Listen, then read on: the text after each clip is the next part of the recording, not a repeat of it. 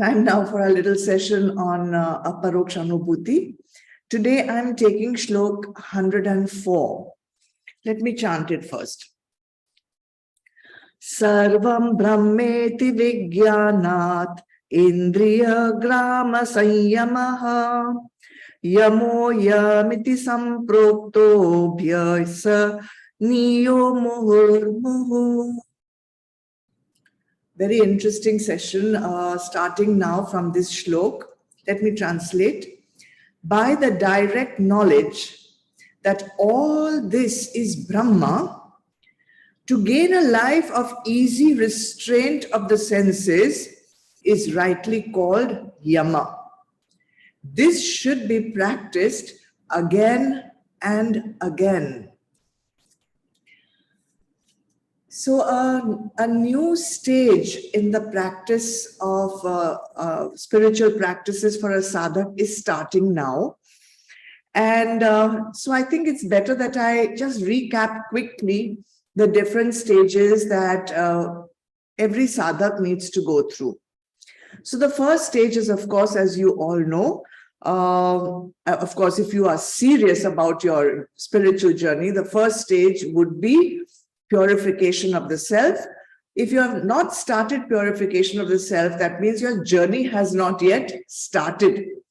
So you know that Karma Yoga is the sadhana that you need to practice for self-purification, where the mal and the vikshep, which is in the antakaran, gets removed. When that happens, the second stage of your journey starts, where you become yogya for sadhana chatushtai, or the fourfold qualification to enter into the path of knowledge. So here your sadhanas would be vivek, vairagya, shat sampatti and mumukshutva. You have to develop this or become perfectly mastered in these. When this happens, you will become ready for the path of knowledge, and in that path of knowledge, your sadhanas will be Shravan and Manan, reading and contemplating on the teachings of the Shastras. That is stage number 3. When you have done sufficient Shravan and Manan, listening, reading, and contemplation, you will become ready for the 4th stage. And that 4th stage is developing Nishtha in the Gyan that you have studied. So we call it Nishtha in Atma Gyan. And the sadhana for this 4th stage is called Nidhi Dhyasan.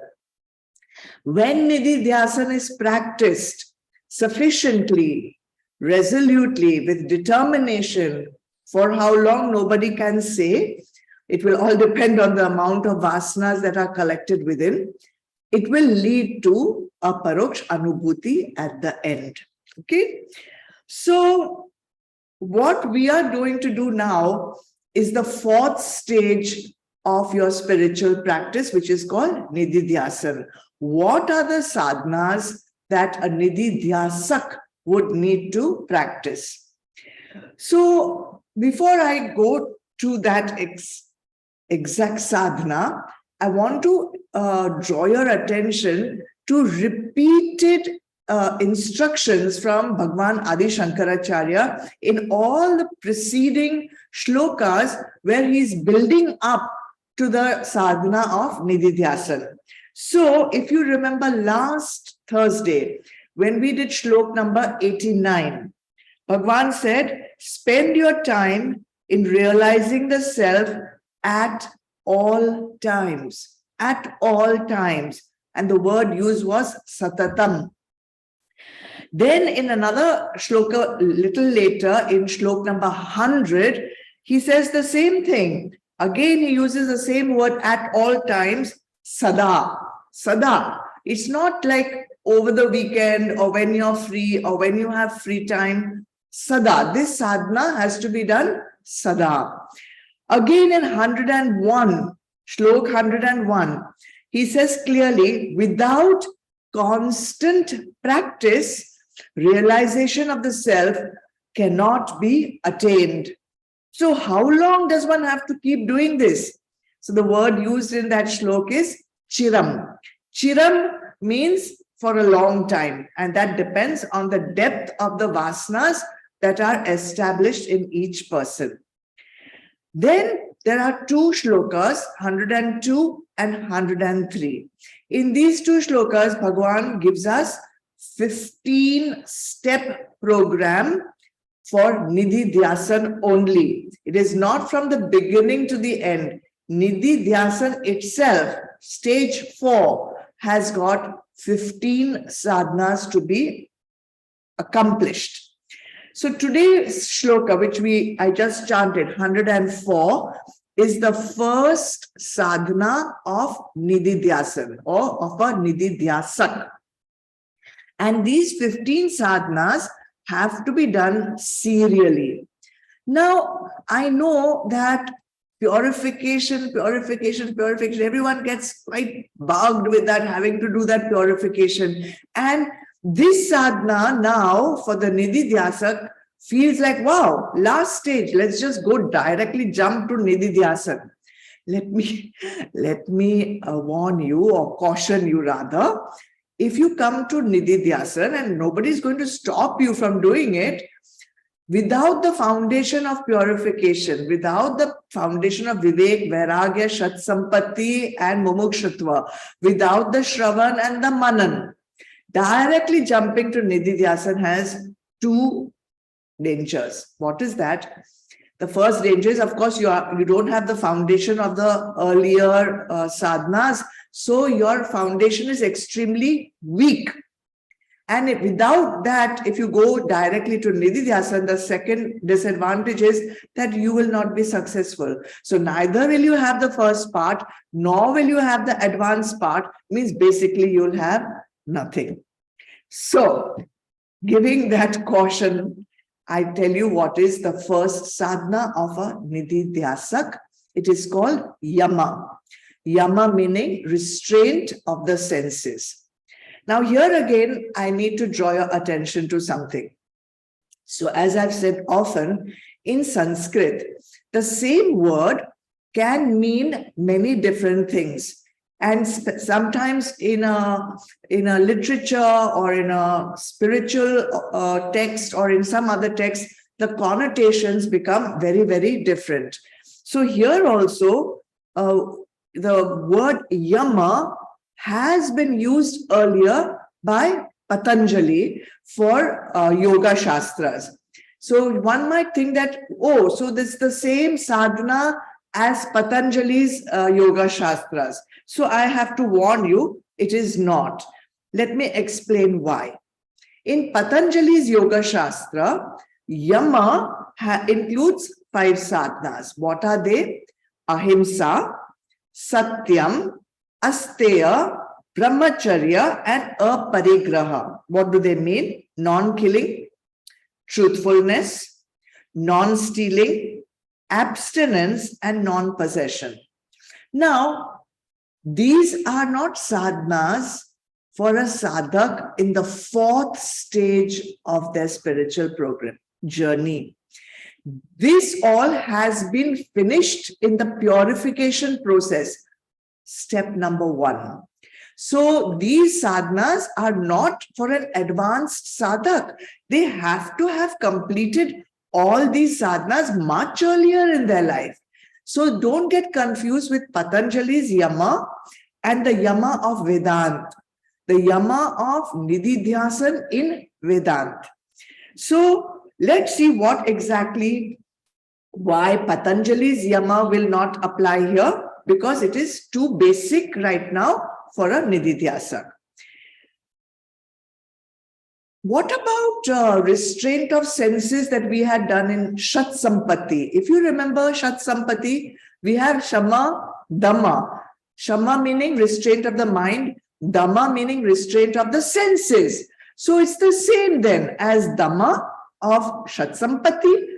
No, that also will not be the same, because we are in the 2nd stage of the spiritual journey, and Nidhi Dhyasan is the 4th stage of the journey. So what's the difference? That is also restraint.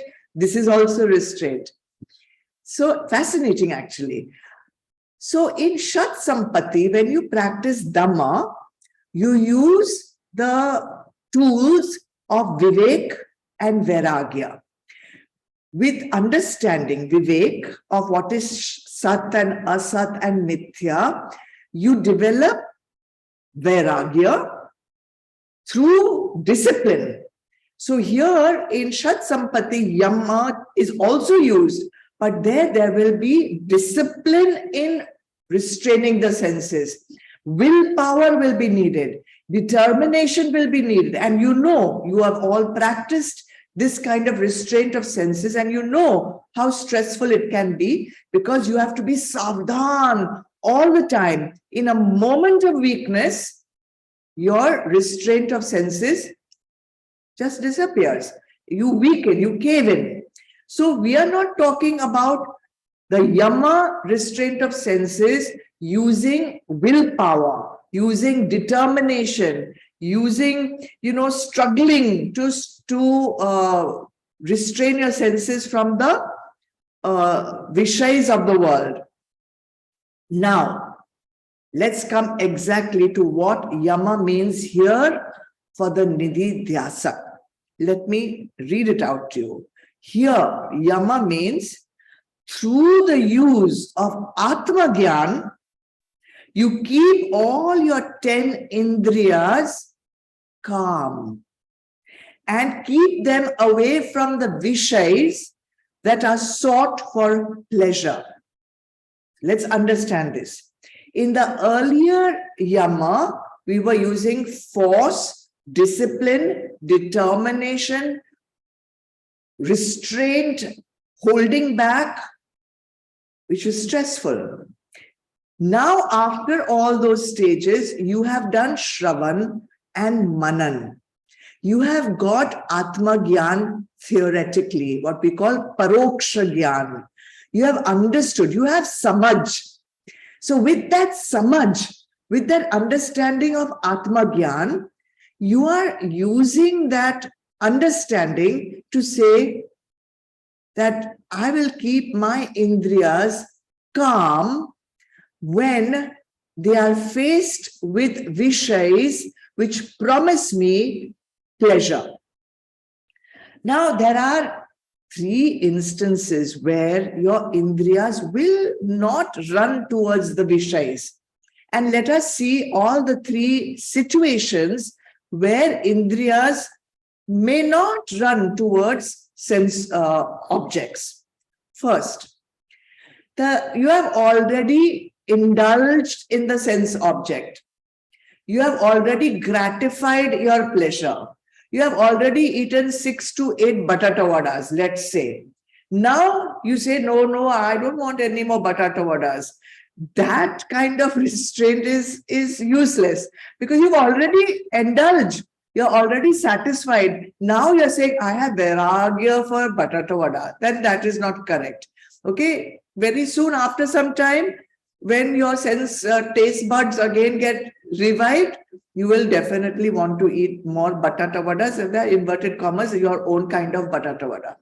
So we are not talking about that restraint of senses, where your sense organs are not running to your favorite form of batata vada. Second, we are not talking about that strict control by using the Vivek. So what exactly does it mean to use Atma Gyan for keeping my indriyas, all 10, for keeping my indriyas calm? My indriyas have to be shant, not stressfully held back. So what is this Atma Gyan that I have to use? And in the shlok it says, Sarvam Brahmeti Vijnana. It is a special knowledge which says all this is Brahma. The knowledge that I have to keep in my mind is all this is Brahma. So the Nidhi Dhyasak, when confronted with any object, if at all they are still feeling like indulging in that sense pleasure, they have to remember everything is Brahma. I am also Brahma. And I am complete because my true nature is Brahma. I am complete. My true nature is Brahma, which is of Anand Swarupa. I am already of the nature of Anand. I don't need this object to make me feel complete. I don't need this object to make me happy. Therefore, I keep my indriyas shant and don't make them run after this particular sense object. And that is the meaning of yama for a nididhyasana. Okay, so I'm not disciplining my indriyas, I'm calming them. It is called indriya shanti. All right. Now, how will I manage this? How will I be able to accomplish this? So for this, a guru has to initiate you into that samaj. Through meditation, we take this knowledge, the guru will lead the shishya into this state of mind where he can apply this kind of indriya shanti at the time when it is required. After several times of initiating the shishya in this sadhana, then automatically after some time, the shishya will be able to conduct this sadhana by himself. Okay. So another thing is, when should one practice this? Every time. Because we said no, constantly. Every time the sense organs, the organs of action get drawn out into sansar, into the sense object, that's the time you have to practice nididhyasana, and that can happen at any time. And that is why Bhagwan Adi Shankaracharya has been telling us for the last so many shlokas, constant practice, satatam, sada, at all times. You cannot stay savdhan at all. Right? So this is an advanced sadhana. Please go in serial order from the first stage of purification to the second stage of sadhana chatushthay to the third stage of shravan and manan, and then you will be ready for nididhyasana. How long will it take? Depends on you. How long do you want to take and how fast do you want to reach your goal? It's all in your own hands. God bless. More on this second sadhana of nididhyasana next Thursday.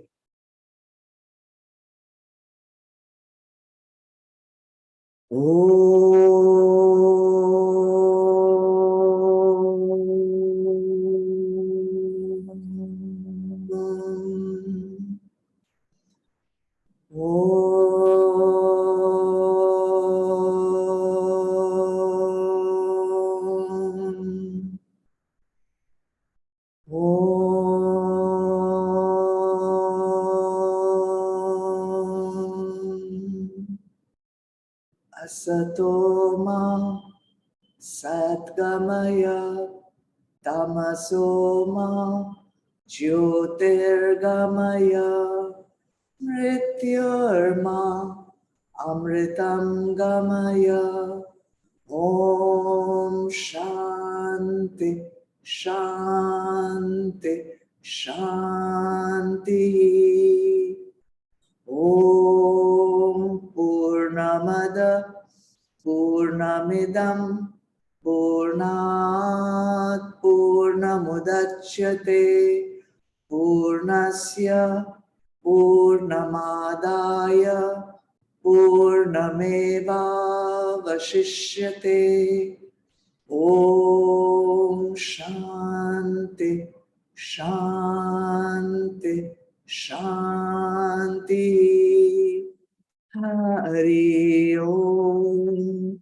Shri Guru Pyo Namaha. Hari Om. Chitarpana. Jai Gurudev. Thank you, Zoom team. Thank you, Sampada, for